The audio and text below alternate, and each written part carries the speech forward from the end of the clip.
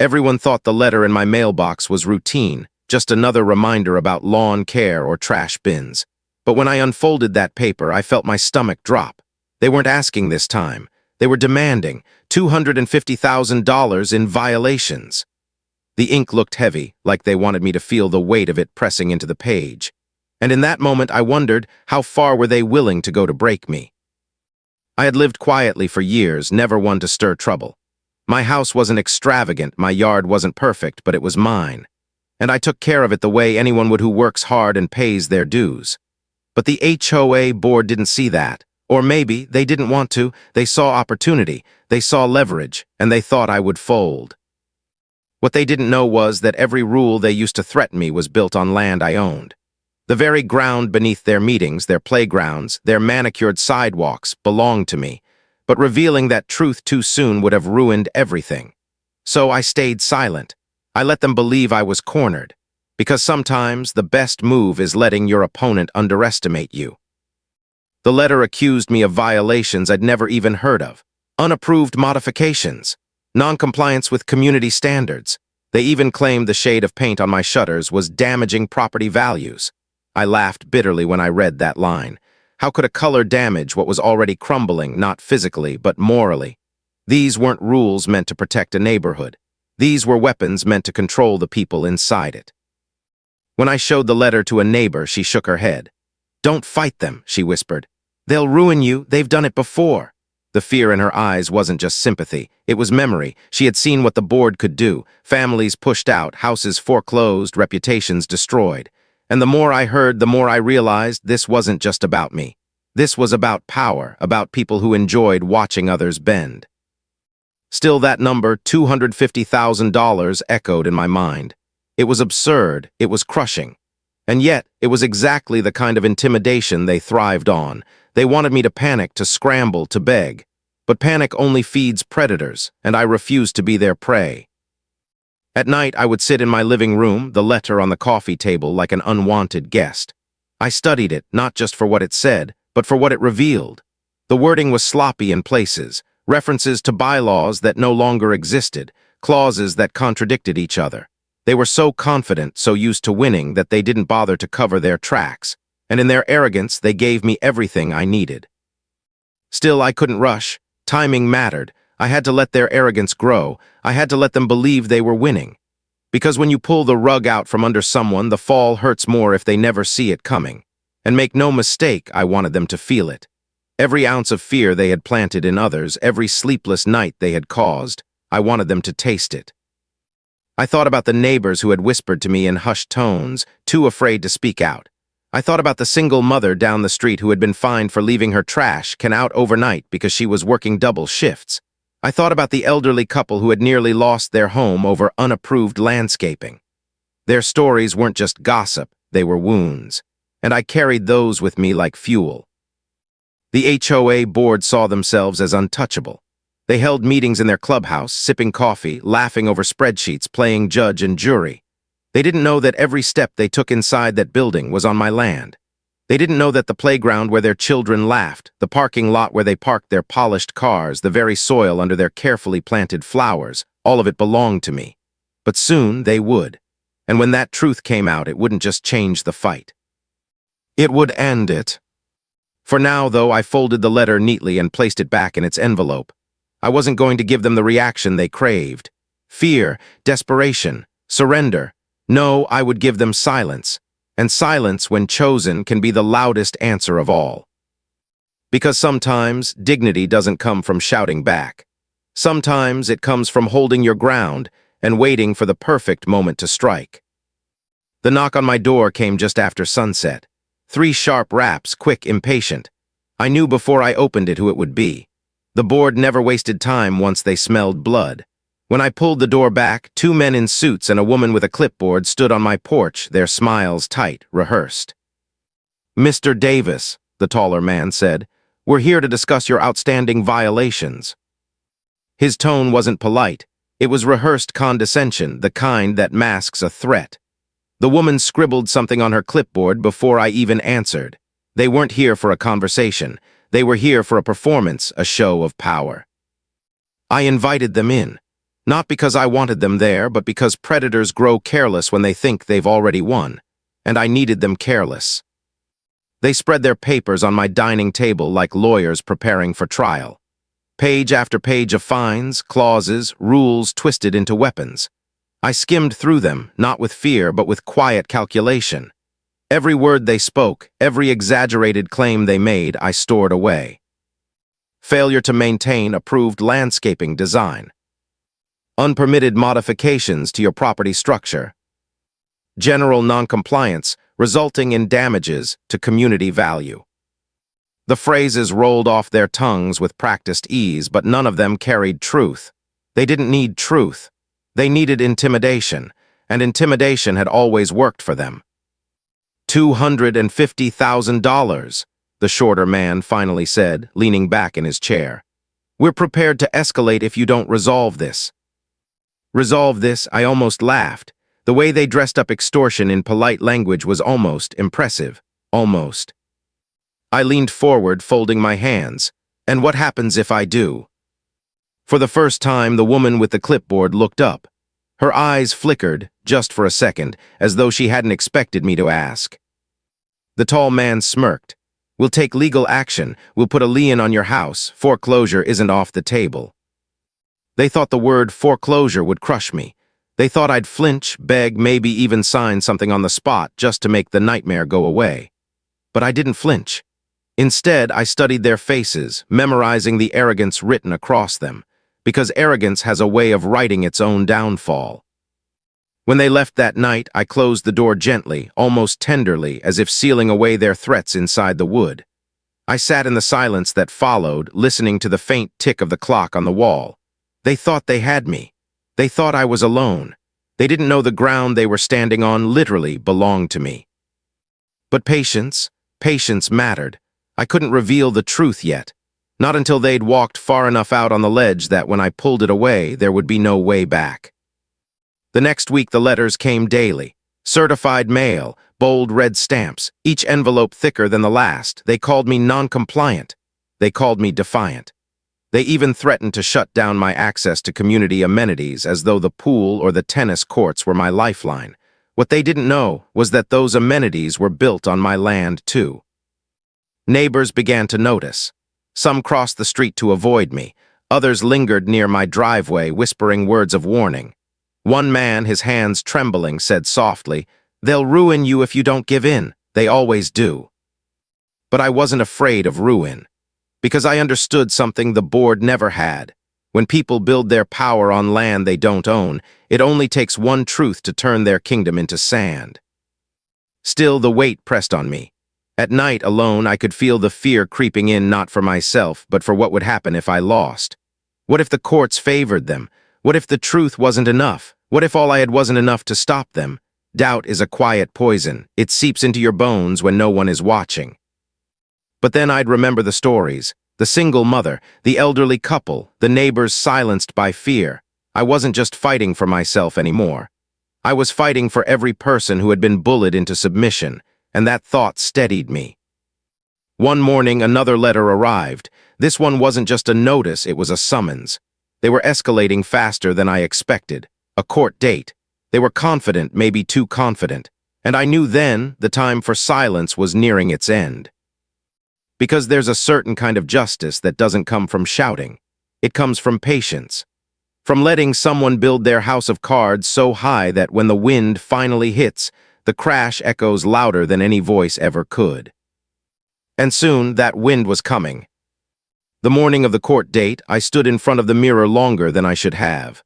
Not to check my suit, not to straighten my tie, but to stare at myself, to ask the question I hadn't dared to whisper out loud. Was I ready? Outside, the sky was heavy with clouds, the kind that promised rain but hadn't yet decided when to fall. It matched the weight in my chest. The HOA board had circled me like vultures for weeks, circling closer, sensing victory. And now they were convinced the feast was theirs. When I walked into the courthouse, their confidence was impossible to miss. They sat together at a long table, crisp suits, smug smiles, papers stacked in neat piles as though the weight of ink alone could crush me. They didn't look nervous. They looked entertained. To them, this wasn't a fight. It was a foregone conclusion. The judge entered and the room shifted into silence. The HOA's attorney stood first, his voice smooth, rehearsed. He painted me as negligent, irresponsible, a burden to the community. He spoke of violations, of damages, of noncompliance so severe it threatened the value of every home around me. He tossed numbers into the air like confetti, hundreds of thousands of dollars, escalating fines, daily penalties. His words dripped with the certainty of a man who thought the verdict was already his. I sat quietly, hands folded, letting every word wash over me, because sometimes silence isn't weakness. Sometimes silence is the sharpest weapon of all. When it was my turn to speak, I stood slowly.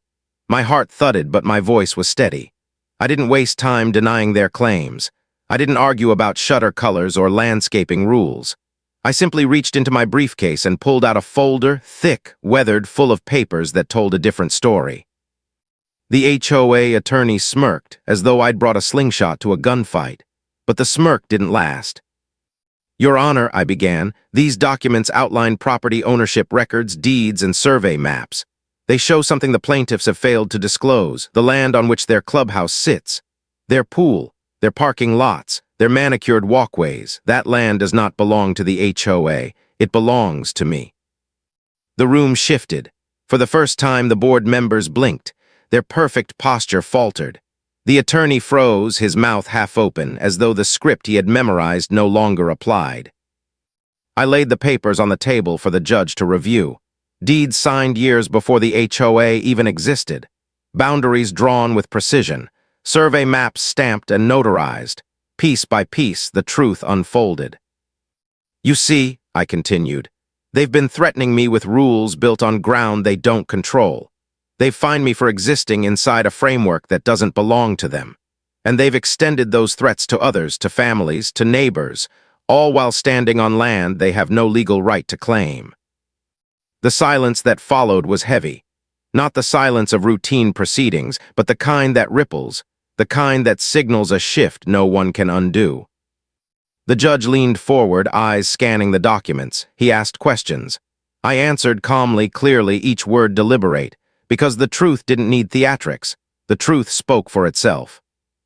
The HOA's attorney scrambled, flipping through his stack of papers, searching for something, anything, that could counter the weight of what I'd just laid down. But there was nothing, because arrogance blinds. And in their arrogance, they had never thought to imagine that the ground they ruled over wasn't theirs to begin with. When the session ended, the judge didn't issue a ruling that day. Instead, he announced a recess to review the ownership records in detail. But it didn't matter. The board knew. Their eyes said it all. For the first time, I saw cracks in their armor. The smugness was gone, replaced by something they weren't used to feeling, doubt. As I walked out of that courtroom, the clouds above finally broke, rain spilling onto the steps. I stood in it for a moment, letting it soak through my jacket, cool against my skin. It felt like release, like the first hint of a storm long overdue. Because this wasn't the end. It was only the beginning. The truth was out now, and once the truth starts moving, it doesn't stop. I thought of the neighbors who had been silenced, the ones who whispered warnings, the ones who had lost so much to the board's greed. They didn't know yet what had happened inside that courtroom, but soon they would. And when they did, the power the HOA had clung to for so long would crumble piece by piece until nothing was left but the memory of their arrogance. And I promised myself, standing in that rain-soaked moment, I wasn't just fighting for me anymore. I was fighting for everyone who never had the chance to stand where I was standing now. The day the ruling came down, I didn't expect the knock at my door. Not from the judge, of course. Courtrooms deliver decisions with papers, not visits. But from my neighbor, the one who used to cross the street when she saw me coming. She stood on my porch, rain dripping from her umbrella, clutching a folded notice in her hands. Her voice trembled when she spoke. "They lost, didn't they?" I didn't answer right away. I just stepped aside, motioned for her to come in, and set the kettle on the stove. Some truths need warmth before they can be shared. The ruling had arrived hours earlier, sealed, official, undeniable. The judge had reviewed every deed, every survey, every record I had submitted. The conclusion was clear. The land beneath the HOA's proudest symbols, the clubhouse, the pool, the lot where they held their annual summer festivals, didn't belong to them. It belonged to me. Their threats, their fines, their entire posture of control, it was built on a foundation that was never theirs. Inside my kitchen, I finally handed her the notice. Her hands shook as she read it. She wasn't crying, but her silence carried the weight of years of quiet fear. "I thought they were untouchable," she whispered. "I thought they could do anything they wanted." That's what they wanted everyone to believe. Fear had been their greatest weapon. They wielded it better than bylaws or liens or legal threats, but fear only works when people believe they're powerless, and that illusion had just shattered. Word spread faster than I could have imagined. By evening, neighbors who had once avoided eye contact were gathering at the edge of my driveway, hesitant at first, then braver with every voice that joined. They asked questions. They told stories, fines that made no sense, threats that had kept them awake at night, board meetings where complaints were ignored or mocked. It was like a dam breaking. Years of silence poured out all at once, raw and unstoppable. I listened, I let them speak, because for so long no one had listened to them, and as I watched their fear slowly turn into something else, into anger, into relief, into hope, I realized this was never just about me and a $250,000 fine. It was about a neighborhood reclaiming its voice. Of course, the board didn't go quietly. That same night, they sent out their own letter, pages of bluster about ongoing litigation, misinterpretations, temporary setbacks. They clung to the image of power like a drowning man clings to driftwood, but people had seen the cracks, and once you've seen cracks, you can't pretend the wall is solid anymore. The next HOA meeting was standing room only. For years, those gatherings had been dull affairs, dominated by the same board members rattling off their agenda while the rest of the community sat in silence. But this time, silence didn't fill the room. Voices did, dozens of them, angry, determined, unafraid. I sat in the back, arms folded, not speaking at first. I didn't need to. The community was speaking for themselves now. A young mother demanded to know why she'd been fined for leaving toys in her yard. An older man asked why his request for a wheelchair ramp had been when others were allowed to build decks. A couple in their 20s held up copies of notices threatening foreclosure, notices that suddenly looked a lot less threatening in the light of what everyone had learned. The board tried to regain control. They banged the gavel, raised their voices, ordered decorum. But it was too late. The fear had broken, and once fear is gone, control slips through your fingers like sand. Finally, one of the board members turned to me. His voice was sharp, but it carried something new, desperation. "You've poisoned this community with lies," he spat. I stood slowly, letting the silence settle before I answered. "The only thing I've done is tell the truth, and if the truth poisons your power, maybe that power was never yours to begin with." The room erupted, not in chaos, but in something like freedom. People clapped, shouted, stood taller than they had in years. For the first time, the board wasn't the loudest voice in the room. That night, walking back home under the dim glow of streetlights, I felt something shift inside me. This wasn't victory yet. The board still had tricks, still had lawyers, still had the arrogance of people who can't imagine losing. But the balance had changed. And as the cool air filled my lungs, I thought of something simple. Dignity doesn't always roar. Sometimes it whispers. Sometimes it's just one person standing still long enough for others to realize they can stand too. The HOA had tried to fine me $250,000, but in trying to break me, they had exposed themselves. And what was coming next would shake their world even harder. The first sign of their desperation wasn't another letter. It was the silence. For 3 days, nothing came. No threats in the mailbox. No certified envelopes stamped in red. No knocks at my door. At first, it almost felt like peace. But peace from people like them is never peace. It's plotting. On the 4th day, the storm returned. A packet arrived, thick, stapled in layers, delivered by courier instead of the postman. A new lawsuit. They weren't backing down, they were doubling down. Their claims had shifted now. No longer about shutter colors or landscaping. No, this time they accused me of interfering with community operations. They alleged that by misrepresenting ownership, I was endangering property values and destabilizing the neighborhood. I almost laughed when I read it. Misrepresenting ownership? The deeds were on file with the county.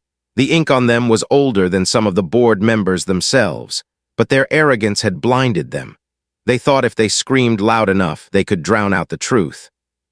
The next week, strangers started showing up near my home. Men with cameras, snapping pictures of my yard, my driveway, even through my windows when they thought I wasn't looking. Private investigators hired by the board. Their presence wasn't about gathering evidence. It was about intimidation, about making me feel watched, hunted, cornered. One evening, I stepped outside and locked eyes with one of them. He lowered his camera, expecting me to retreat inside. Instead, I walked toward him. Slowly, calmly. "You can take all the pictures you want," I said, my voice steady. "But the ground you're standing on, it still belongs to me." He didn't answer.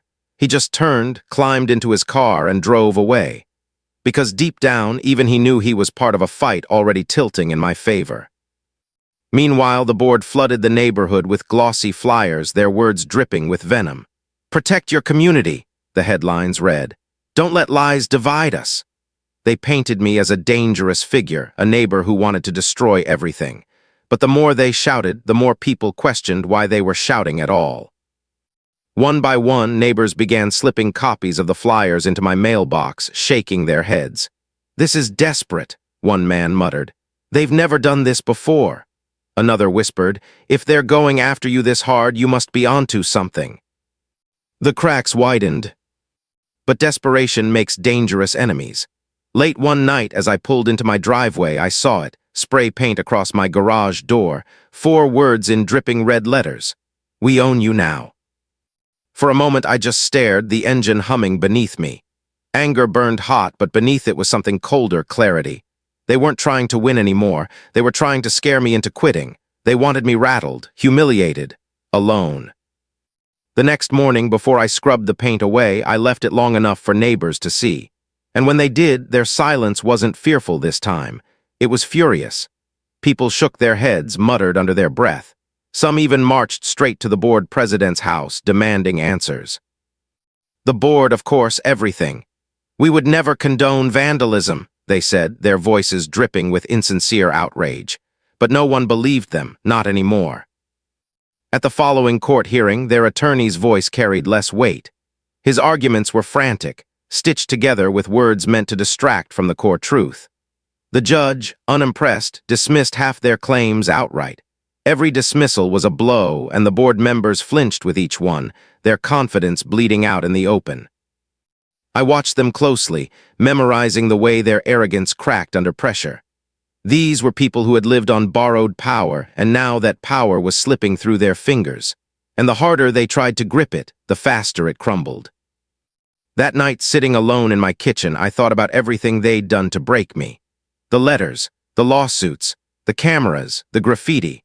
And I realized something simple but powerful. When people reveal the lengths they'll go to keep control, they also reveal how little control they really have. Because true power doesn't need intimidation. It doesn't need lies. It doesn't need threats. True power stands on its own, and theirs was already falling. They had tried to ruin me, but in doing so, they had shown everyone in the neighborhood exactly who they were. And once people see the truth, you can't unsee it. And that, I knew, would be their undoing. The first time I saw it, I almost didn't recognize my street. People were outside their homes, talking, pointing, moving with purpose instead of fear. A few held clipboards, others carried signs, and every single face was marked with determination. They weren't just neighbors anymore, they were a movement. For years, the board had ruled quietly, invisibly, their control subtle but absolute. Fines, threats, intimidation, all of it woven into the fabric of daily life. People had stopped asking questions. They had stopped believing they had a voice. Until now. I stepped onto my front porch and watched as Mrs. Harlan, who had once whispered warnings behind closed doors, handed out printed copies of the court ruling. "Read this," she said to anyone who passed by. "Read the truth." Children played nearby, their laughter bold and unafraid. It was a small, almost trivial thing, but after months of tension, every smile felt like resistance. The board's power hadn't just been legal. It had been psychological, a subtle reminder that no one could escape their control. And now that control was cracking. By mid-morning, a crowd had gathered in front of the HOA clubhouse. Men, women, elderly, young adults, all standing shoulder to shoulder, copies of deeds and notices in hand. They weren't just protesting. They were reclaiming their community. I stayed back at first, letting them organize themselves, letting them find their voices without me, because this wasn't about me anymore.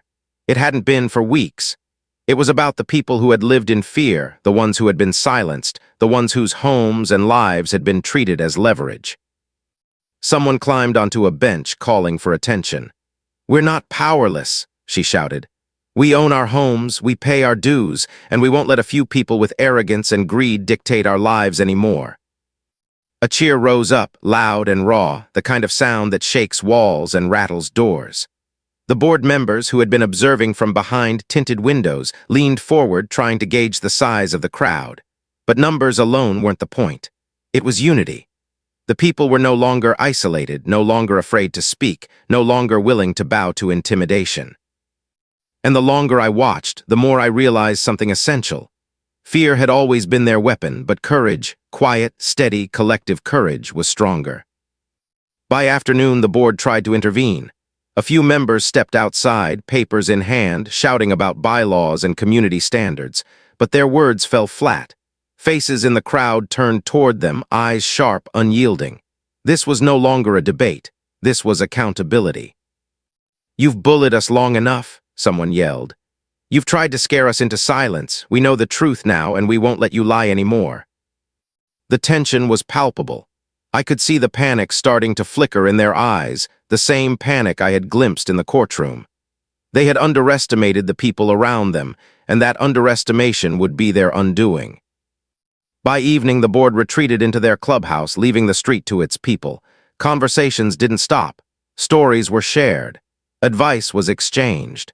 Plans were made for the next HOA meeting, this time with rules written not by fear but by fairness. And in the quiet moments when the crowd thinned and the street lamps flickered on, I walked through the neighborhood, shaking hands, listening, nodding. There were tears, yes, tears of relief, tears of anger, tears of joy. But there was also laughter. The kind that carries weight, that signals survival, that refuses to be silenced. That night when I finally closed my door, I didn't feel exhausted. I felt alive. Every threat, every fine, every lie the board had thrown at me had led to this moment. And the people who had once been silent had found their voices, loud and unwavering. I looked out the window at the clubhouse across the street, dark now, empty, powerless. And I knew the next chapter would come. The board might fight, might try to claw back what was left of their authority, but the foundation of their control had crumbled and nothing could rebuild it. Because power built on fear is fragile, and courage, even in its simplest form, the courage to speak, to stand, to claim what is yours, is unstoppable. The street was quiet now, but the echo of what had happened lingered, and it would linger for a long time. People had remembered what it felt like to be brave. They had remembered what it felt like to be seen, to be heard, to reclaim what was theirs. And no court, no lawyer, no arrogant board could ever take that away. The phone rang at 6 in the morning. I didn't recognize the number, but instinct made me answer. "Mr. Davis," a familiar voice hissed, "we're not finished." It was the board president. Desperation laced every word, thick and bitter. Threats, veiled and sharp, tumbled out lawsuits, appeals, legal consequences they claimed I hadn't anticipated. The tone was the same one they had used for months, but now it carried a tremor, a crack in their confidence they couldn't hide. I hung up quietly, and then I smiled. Because I knew something they still didn't fully understand. The truth I held wasn't just a paper trail. It was absolute. It was power. And the longer they screamed, the louder it echoed back at them. The following week, they tried everything. Emails flooded my inbox. Certified letters stacked on my doorstep. Agents appeared, trying to intimidate, to photograph, to provoke. One afternoon, a man appeared at my gate, clipboard in hand, demanding I stop, interfering with HOA operations. He waved a letter, red ink, threatening fines and penalties. I opened the gate slowly, looked him squarely in the eye. "I own this land," I said simply. He blinked, took a step back, fumbled with the paper. "Sir, that's impossible, the deeds." Deeds, I interrupted, lifting my own folder, show otherwise. He didn't argue, he didn't threaten, he just left. Because once a man understands he is standing on someone else's ground, all his power vanishes. But the board wasn't finished yet. Their final gambit came in the form of an emergency HOA meeting held behind locked doors, supposedly to discuss enforcement strategy. The invitations went out to select neighbors, an attempt to isolate dissenters, to regain control, to remind the community who they thought they were. I attended, of course, not to confront, not to argue, but to witness, to let their desperation unfold naturally. Inside, the room was tense. The board members were pale, hands shaking slightly as they shuffled papers. Every eye flicked toward me, calculating, fearful, furious. They realized now that the tide had turned, and as every moment passed, their panic grew. They began with accusations, talking fast, trying to overwhelm the assembly with words. But neighbors, emboldened by the truth, interrupted. Questions fired like arrows. Why did you fine us for things you didn't have authority over? Why were letters sent threatening families? Who gave you the right? The board faltered. Each answer was weaker than the last. And then the moment came, I stood. The room went quiet, heavy with tension. Everything you've built your power on, I began, voice steady, rests on land you don't own. The silence that followed was sharp enough to cut through the tension. Eyes widened, hands clutched the table, jaws tightened. Some tried to speak. They stammered, searching for words. None came. I laid out the deeds. Every property, every parcel, every square foot of ground the board claimed. The maps were precise. Survey records stamped and signed. The entire foundation of their authority erased with ink and paper and truth. You've spent months trying to bully me, threatening my home, my life, my neighbors, I continued. And all of it was built on nothing, on land you never owned, on fear you thought would make people bow, and now everyone here knows it. The room shifted. Murmurs ran like electricity through the crowd. Relief, astonishment, disbelief, and panic, real panic. The board's control evaporated in front of them. One member, voice shaking, tried a last desperate plea. This can't be, this is legally possible. It is, I said quietly. And the only reason it feels impossible is because you believed you were untouchable. You were. You never were. Neighbors leaned forward, some clapping softly, some shaking their heads in disbelief. Their faces shone with pride and vindication. For years, they had been silenced. Now they witnessed the unraveling of the people who had tried to control them. And the board, they slumped. Defeated, not just legally but morally, emotionally. The very essence of their authority had crumbled. For the first time, they were human, vulnerable, fallible, stripped of the illusion of power. I stepped back, letting the weight of the moment settle. I didn't need to gloat. The truth had done that for me. And as I left the room, I realized something important. It wasn't just about winning. It was about showing that courage, patience, and the quiet refusal to bow can topple even the tallest towers of arrogance. The board's empire had fallen, and in its place, the neighborhood found something far stronger: respect, fairness, and the knowledge that even the most intimidating forces are powerless when the truth stands tall. The first morning after the board's collapse, the neighborhood felt different. The streets were quieter, yet alive in a new way, a subtle hum of freedom, a sense of possibility lingering in the air. People walked with their heads held higher. Children played in yards that were no longer shadowed by fear. And I, standing on my own porch, felt the weight of months finally lift. Neighbors stopped to talk, not in whispers anymore, but openly, confidently. They shared stories of resilience, of the anxiety that had haunted them for years, of the nights they had lain awake worrying about fines or foreclosures that now seemed absurd. And they laughed as if decades of intimidation had been peeled away in a single moment, leaving room for light and life to return. Mrs. Harlan brought over fresh-baked cookies that afternoon, and when she handed me one, she smiled through tears. "You gave us something we didn't know we had," she said softly. "You reminded us we could fight back, that we don't have to live under fear." I nodded, feeling the truth of her words deep in my chest. It hadn't been about the money, the land, or even the board's arrogance. It had been about courage, about quiet strength, about refusing to let others define your worth or dictate your life. That, in the end, mattered far more than any legal victory. The former board members tried to retreat into silence, but the community's awareness had shifted irreversibly. People spoke up at the next HOA meeting, establishing new rules, not of domination, but of fairness and transparency. Decisions were made openly, votes were counted honestly, and the culture of fear was replaced with a culture of accountability. Slowly, carefully, the neighborhood reclaimed its soul. For me, the journey had been transformative, not because of the triumph over a greedy board, but because of what it revealed about people and myself. Courage isn't always loud. It isn't always dramatic. Sometimes it's the quiet decision to stand your ground when everyone expects you to fold. Sometimes it's waiting patiently, observing carefully, letting truth and justice unfold naturally. I thought about the single mother, the elderly couple, the neighbors who had once crossed the street to avoid confrontation. They now spoke freely, proud of their rights and empowered to protect them, and I realized that in helping them I had helped myself. Fear had dominated my community for too long. Standing up wasn't just about winning a legal battle. It was about restoring dignity, a reminder that power built on intimidation always falters when confronted by patience, truth, and integrity. Months passed. The streets remained lively, not just in activity but in spirit. Neighbors gathered for barbecues and block parties, discussing local projects with collaboration instead of suspicion. Children ran freely, their laughter a testament to the community's newfound strength. And whenever I walked among them, people smiled, nodded, sometimes waved. The tension that had hung in the air for so long was gone. One evening, I sat on my porch, watching the sunset paint the sky in shades of gold and crimson. The courthouse battle, the threats, the letters, the vandalism, all of it felt like a distant storm now. And I understood something essential. Justice isn't always about punishment.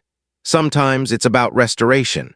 Sometimes it's about reminding people of their own power even when it's been buried under fear. And as I reflected, I felt a quiet pride. Not in my victory over the HOA board, but in the strength that had emerged from the community, in the courage that had been awakened, in the dignity that had been restored. The land, once the stage for conflict, now felt like a symbol of resilience. Not mine alone, but ours, the community. Everyone who had stood together refused to be silenced and claimed their voices. I understood at last that ownership isn't just about property or paperwork. It's about care, responsibility, and the courage to stand for what's right, even when the world tries to intimidate you into submission. And in that golden evening light, I smiled. The fight was over. The neighborhood had been healed. And the lesson, quiet, profound, undeniable, lingered in the air. Arrogance built on fear always falls. Courage built on truth endures. Sometimes the strongest victories aren't the ones you announce. They're the ones that ripple outward, changing lives quietly, irrevocably, and forever. The HOA had tried to fine me $250,000. They had tried to break me. But in the end, it was their own blindness, their own greed that unraveled them. And the community, stronger and wiser for it, had survived, thriving not on intimidation, but on courage, truth, and dignity. And that, finally, was the real victory.